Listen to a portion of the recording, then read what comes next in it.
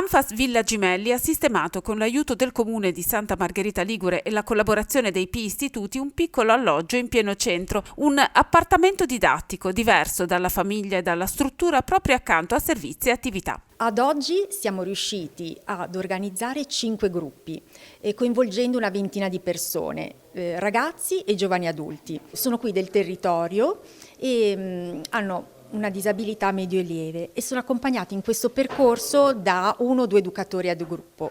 Qui si fanno attività creative, educazione digitale, ma si va anche a fare la spesa, si cucina e poi si mangia insieme. Bene, devo dire. Mi ci trovo bene. Di solito ci organizziamo per i pranzi da mangiare oppure ci organizziamo per i nostri progetti, che ognuno ha dei progetti personali. Chi ha voglia di giocare, chi ha voglia di cucinare, chi ha voglia di fare.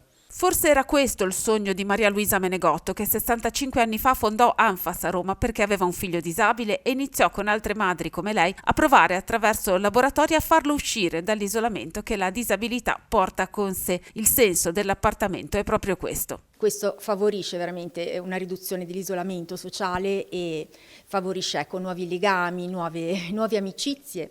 È possibile lavorare sulle autonomie per strada, è possibile lavorare al supermercato, riconoscere il denaro, usarlo. Oggi Anfas conta 170 associazioni sul territorio, 50 enti a marchio, ossia realtà che promuovono l'autodeterminazione e l'inclusione dei soggetti disabili attraverso percorsi vari. Ogni giorno in Italia fra 10 e 12.000 persone con disabilità intellettiva e relazionale frequentano i centri Anfas, grazie a 5.000 dipendenti. Pian piano, insieme al distretto e gli operatori dei comuni di Santa Margherita e di Rapallo, ogni giorno ci vediamo per rivedere delle famiglie, rivedere e vederne anche nuove per proporre questa possibilità e ovviamente far crescere, far sviluppare questa possibilità dell'appartamento. In Liguria ci sono 8 associazioni più la cooperativa Anfas di Genova con 600 dipendenti per oltre 1.000 ragazze e ragazzi fra centri residenziali e diurni e ambulatori. Qui hanno iniziato a far feste, proprio ieri sono passata, vedete queste decorazioni, e abbiamo fatto il primo compleanno qui in appartamento per festeggiare un ragazzo che compiva 21 anni.